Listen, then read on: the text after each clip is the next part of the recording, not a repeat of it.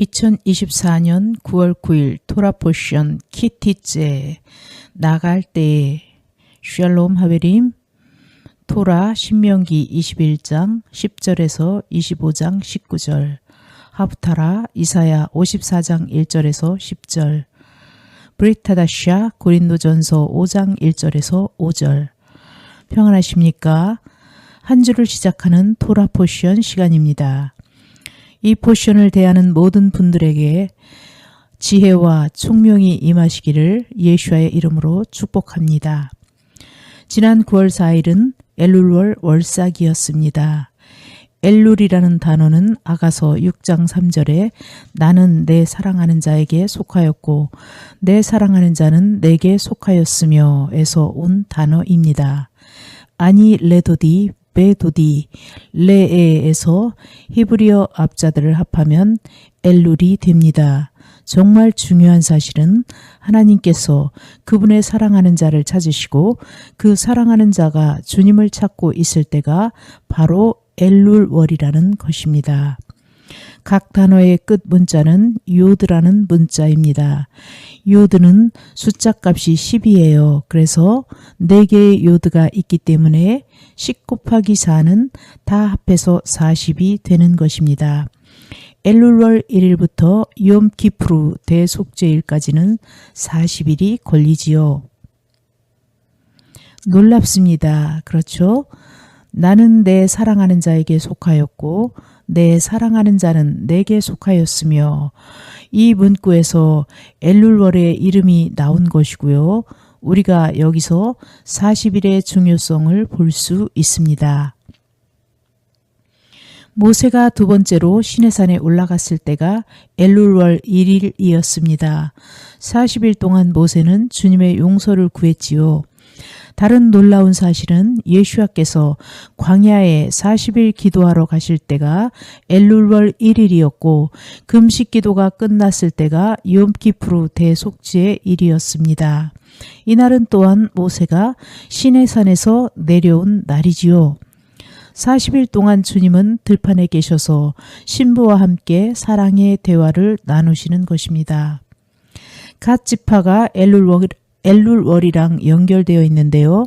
엘룰월은 대제사장의 가슴에 단 보석 중에 100만호 보석이 되겠습니다. 출애굽기 39장 12절을 보면 히브리어로 100만호를 슈브라고 합니다. 쉰, 베이트, 바브로 되어 있는 단어인데요. 히브리어로 회개 또는 돌아오다 라는 단어의 어근이 됩니다. 이 세 문자들은 테슈바, 회개를 뜻하는 테슈바라는 단어 안에도 있습니다. 하나님께서 이 모든 것을 연결시키신 것이 놀랍습니다. 회개, 돌아옴, 대제사장의 가슴에 있는 갓지파 보석 100만호, 이 모든 것이 다 연결되어 있는 것입니다. 엘룰월은 회개의 달, 마음을 할례하는 달입니다. 예수와께서 광야에 40일을 계신 달이고 모세가 40일 동안 시내산에 머무른 달이지요. 특별히 엘룰월에 우리를 만나러 오시는 여러분의 창조주와 연결되시기를 원하며 포션을 이어가기로 하겠습니다. 이번 주 토라 신명기 21장은 지난주 말씀과 이어지는 여러 규정, 법들에 대한 내용들이 등장합니다. 여성 포로를 아내로 삼는 규정, 장자의 상속권에 관한 규정 등 여러 가지 규정들이 등장합니다. 22장부터 25장까지 다양한 명령들이 등장하는데요. 믿음의 형제 자매님들께서 말씀을 직접 읽으시면서 이런 명령들과 규례들이 무슨 의도와 계획으로 주어진 것인지 생각해 보시는 시간을 가지신다면 성경과 말씀에 대한 이해가 깊어지고 주님께서 어떤 분이신지 더 깊이 알게 되는 계기가 되실 수 있을 것입니다.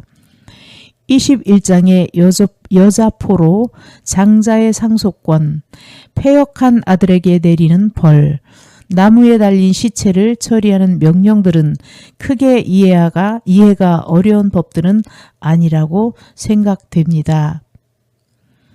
여자 포로를 아내로 삼는 규정은 아내가 될 여자 포로와 그의 가족들을 인도적으로 대해주는 법으로 이해되고, 미움받는 자의 아들이 장자일 경우 상속을 더 주라는 명령 역시 인도적이고 온정이 느껴지는 명령입니다. 22장으로 넘어가면서도 역시 서로 돕고 배려하는 것을 규정으로 정해놓으실 정도로 주님의 명령은 서로 돕고 이웃과 동료로서의 의무를 다할 것을 요구합니다. 그런데 22장 9절부터 헷갈리는 명령들이 시작합니다. 포도원에 두 종자를 섞어 뿌리지 말라. 너는 소와 나귀를 같이 엮어 일시키지 말라. 양털과 배실로 섞어 짠 것을 입지 말지니라 같은 명령들은 무슨 의도와 뜻이 담겨 있는지 알아차리기 어렵습니다. 여태껏 성경과 말씀을 읽고 설교를 들어보셨다면 이 명령들을 이방인과 선택받은 주님의 민족이 섞이지 않길 원하시는 마음을 표현한 것이다. 이와 같이 영적이고 은유적이기도 하며 때로는 그저 이해하고 넘어가라는 느낌으로 지나가는 경우가 있습니다. 사실 이미 많은 문명과 도구가 발전해서 구약의 말씀의 의도를 지키고도 남을 정도의 수준이 된 지금 사회에서는 그런 식으로 생각하고 넘어가도 크게 문제가 될 것은 없을 듯합니다. 하지만 약간의 의구심이 남을 수도 있습니다. 왜 이런 이해하기 어려운 명령들을 내리셨을까요? 주님은 선하시고 앞서 다른 명령들은 우리의 이해와 감정에서 크게 벗어나지 않는 명령들이었습니다. 그렇다면 이 명령들도 분명 주님께서 사람을 위해 보내주신 규칙들일 텐데 하는 생각이 드신다면 지극히 정상적입니다. 신명기 22장 9절부터 11절까지의 말씀들은 과거 이스라엘에서도 종과 종을 섞지 말라는 말씀으로 해석되어 동물이나 식물에 서로 다른 종을 교배하여 새로운 종을 만드는 것까지도 포함해 섞이지 말라라는 말씀으로 해석된 것으로 보여집니다. 그렇기에 우리는 이 말씀을 생명의 비밀이 숨어있는 유전자 같은 영역에 발을 들이지 말라는 심오한 말씀으로까지 받아들이기도 합니다. 그런 말씀으로 해석될 수도 있지만 읽은 말씀들이 직접적으로 제시하는 말에 귀를 기울여 보면 그 뜻이 쉽게 이해됩니다. 먼저 포도원에 두 종자를 섞어 뿌리지 말라. 라는 말씀은 표준세 번역으로 참조하면 너희는 포도나무 사이사이에 다른 씨를 뿌리지 말아라. 그렇게 하면 씨를 뿌려서 거둔 곡식도 포도도 성물이 되어 먹지 못한다 라고 합니다. 농사나 식물을 지어보지 않으신 분들이 이 말씀을 보시면 바로 와닿지 않을 수 있지만 식물에 대한 지식이 조금이라도 있으시다면 이 말씀이 쉽게 이해되실 겁니다. 열매나 곡식같이 영양소를 저장하는 식물들은 주변의 지력이라고 불리는 땅에 영양소를 상당히 많이 잡아먹습니다. 그래서 우리나라 같이 땅이 얇고 지력이 약한 토양은 농사를 쉬워주어 지력을 회복하고 지력 회복을 돕기 위해 쥐불놀이 같은 행위를 하여 재나 비료 등을 땅에 섞어주는 과정을 거칩니다. 그래서 포도나무같이 먹는 열매를 맺는 식물 근처에 다른 식물, 나무보다 키가 작아서 심는다면 땅을 효율적으로 쓸 수 있을 것이라는 생각은 식물을 안다면 멍청한 생각임을 알 수 있습니다. 식물들도 생존을 위해 서로 경쟁하는 관계입니다. 실제로 큰 나무나 침엽수들이 내뿜는 성분 중에는 다른 식물이나 생물의 성장을 저해하는 성분을 내뿜는다고 합니다. 이런 지식을 가지고 말씀을 바라본다면 씨를 섞어 뿌리는 일을 하면 씨와 열매 모두 잃어버릴 수 있다는 경고는 지극히 당연한 상식임을 알 수 있습니다. 소와 나귀를 함께 결의하여 밭을 경작하지 말라는 말씀은 직접적으로 생각해보면 덩치와 체력이 서로 다르고 성격조차 다른 두 동물을 하나의 결의에 엮어 일시키면 일이 제대로 되지 않는다는 것은 농사를 직접 지어보지 않으신 분도 쉽게 받아들일 만하다고 생각합니다. 양털과 배실로 섞어 짠 것을 입지 말지니라 라는 명령은 오늘날 혼합 섬유 같은 옷을 입지 말라는 말까지로 받아들여지는 경우도 있습니다. 재미있게도 고대 이스라엘과 중동 지역에서 실제로 양털과 식물의 섬유를 섞어 만든 옷감이 발견되었다고 합니다. 성경에서 하지 말라는 일이 실제로 고대에 일어났다는 증거라고 할 수 있습니다.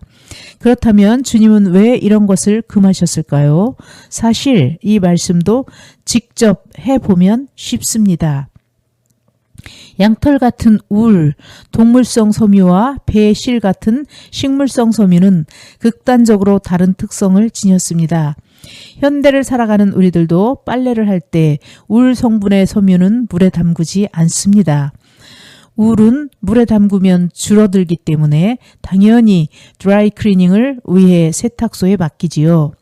이런 특성을 무시하고 울과 린넨을 함께 섞어 짠다면 세탁 시 울이 줄어들어 옷감의 모양은 뒤틀리는 법입니다. 이제 이렇게 말씀들을 이해해보면 주님께서 왜 이런 명령들을 내리셨는지 아주 쉽게 이해됩니다.